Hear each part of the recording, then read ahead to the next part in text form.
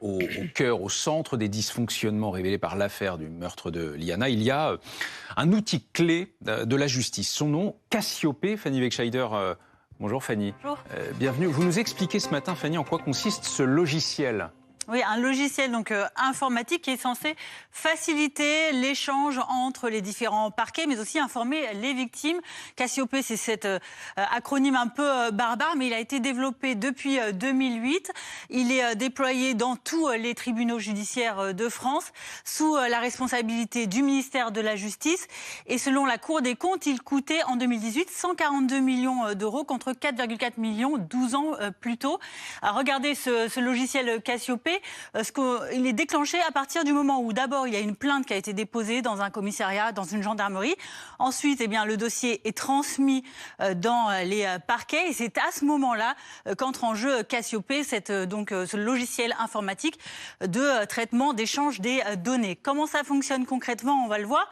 Alors les seules personnes qui sont habilitées à l'utiliser, on va le voir, ce sont les magistrats, les greffiers, les personnels habilités des tribunaux. Les données qui sont conservées peuvent l'être de 10 ans à 30 ans selon les types de procédures. Également, sur ce logiciel, ce que l'on peut dire, c'est qu'il permet d'enregistrer, de suivre, de partager plusieurs types de données, les états civils, les coordonnées, aussi bien des prévenus que des témoins, que des victimes, des parties civiles.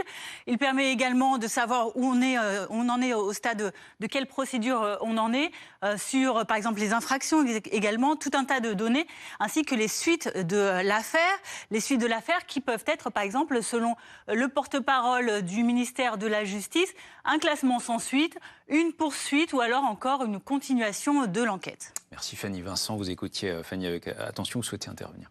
Non, mais ce logiciel est effectivement très très important et ce que Fanny disait à juste titre, c'est qui a la main sur le logiciel sont les magistrats et les greffiers, mais avec une intervention humaine. La première chose qu'on va taper, c'est évidemment le nom de la personne impliquée avec une possible erreur humaine. Si on oublie un L à Jérôme Barella, eh bien, on ne va pas trouver les précédentes procédures. Par exemple, c'est ça qu'il faut aussi avoir en tête.